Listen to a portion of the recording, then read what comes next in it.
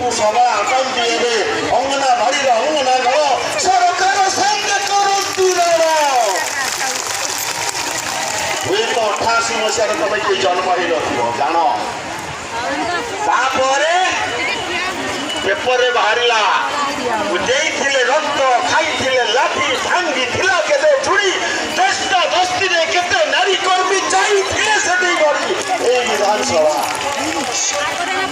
1990 ମସିହା ଆସିଲା ଫେର ଭଉଣୀ ମାନେ ଗିରଫ ହେଲେ।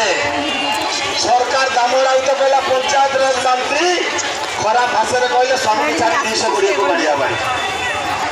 ଆମ ମା ଭଉଣୀ ମାନେ ବାଡ଼ିଆ ବାଡ଼ି ଦାମ ରାଉତକୁ ଯାହା କଲେ ଛାଡ଼।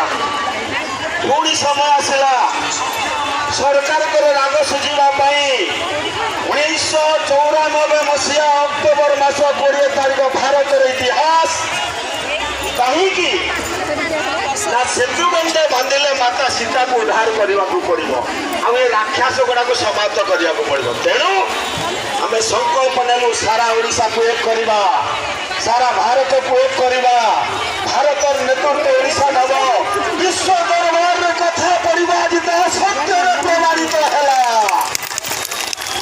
1912 ବର୍ଷ ମତେ ଲାଗିଲା ଭଉଣୀ ମାନଙ୍କୁ ଏକାଠି କରିବାକୁ 14 ବର୍ଷ ଲାଗିଲା ଭାରତକୁ ଏକାଠି କରିବାକୁ। 1994 ଅକ୍ଟୋବର ମାସ 20 ତାରିଖରେ ଦିଲ୍ଲୀ ପାର୍ଲାମେଣ୍ଟରେ ଅଙ୍ଗନବାଡ଼ି ୱାର୍କର ବିକ୍ଷୋଭ କରିଲେ। ତାର ନେତୃତ୍ୱ ନେଲା କିଏ ସୁଚିତ୍ରା ମହାପାତ୍ର ଏଇ Bhubaneswar anganwadi worker all India general secretary ହେଲା। All India president